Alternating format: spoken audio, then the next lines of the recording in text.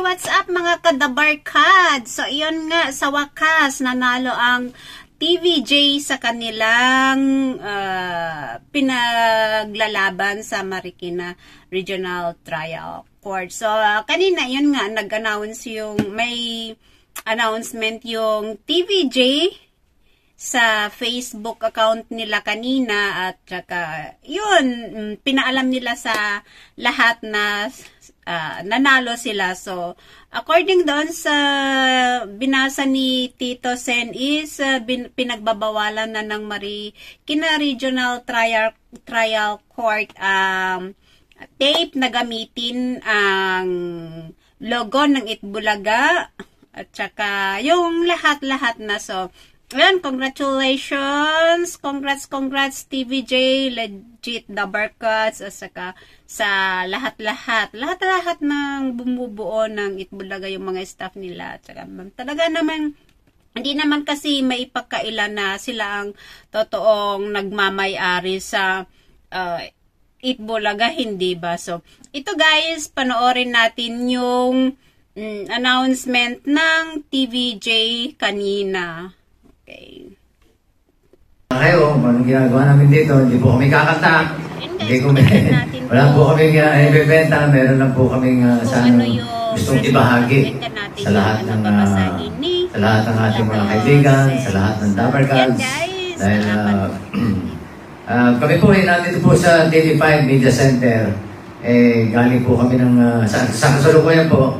Nagmi-meeting kami tungkol sa plano for the new year, for 2024, yung mga pinagpaplanoan para mas mapaganda ang ating programang Itbulaga.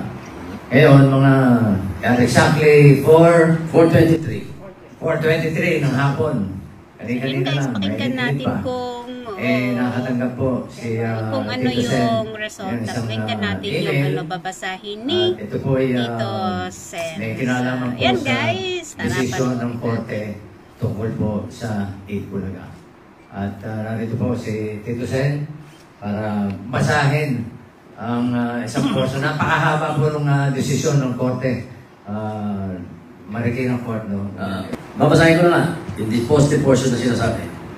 Wherefore, judgment is hereby rendered in favor of the plaintiffs against the defendants. Ang plaintiffs po, Tito Becky Joey, kasama si Jenny at saka si Derek Pucci.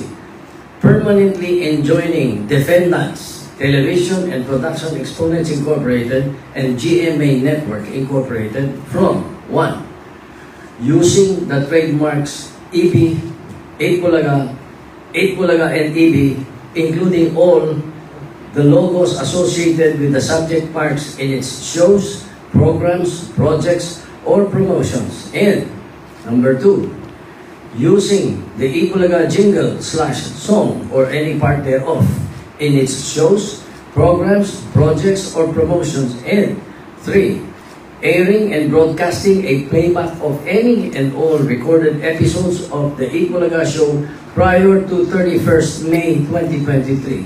Its segments or any portion thereof in all channels and platforms. Moreover, defendant, blah blah blah, marami pa po. Meron pong mga damages na binabanggit at lahat po ay in favor sa atin. Pati yung sinabi po dito na pursuant to sections 151-2 and 161 of Republic Act 8293. Ito po yung Intellectual Property Office. Sabi, the Intellectual Property Office of the Philippines, through its proper unit/head officer, is hereby directed to cause the cancellation of the following trademark registrations in the names of Television Production Exponents Incorporated from its records, database, and or registry to it. Yun po yung pinakalaman ng dispositive portion. Diba? Madaling salita. Rinig natin yung binasa ni Nanalo po tayo. So, malinaw doon. Binasa ni Tito Sen na sa kanila na talaga ang Itbulaga at pinagbabawalan na ang GMA 7 at ang Tape Incorporated na gamitin yung title na Itbulaga logo or kahit na anong jingles or yung mga episodes ng Itbulaga. So, yan, panalo ang TVJ. Congrats, congrats, congrats. So, TVJ is Itbulaga and Itbulaga is TVJ. So, congrats, congrats, TVJ. So, ayan guys, tignan natin kung ano yung magiging title bukas ng doon sa kabila yung tape INC. So, ayan, kita naman natin yung saya nila. Ang saya-saya ng lahat sila. So, ayun, sa wakas, sila na talaga yung may karapatan na gumamit dyan sa title ng Itbulaga. O hindi ba?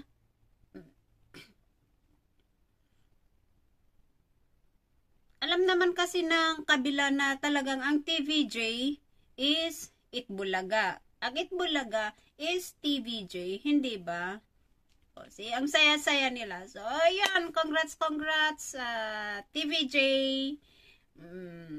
Let's see, ano kayang mangyayari bukas, lalo at Saturday. Di ba may post noon si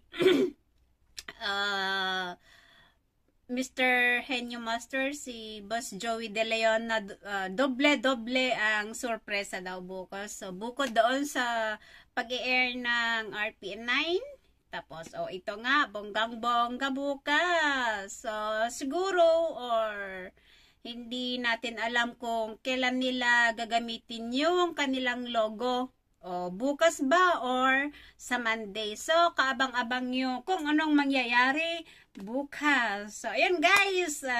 Manood tayo bukas 11:30.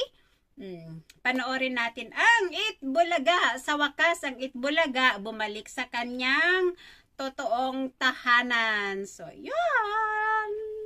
Bye guys. So, yun. So, tignan nyo naman, diba?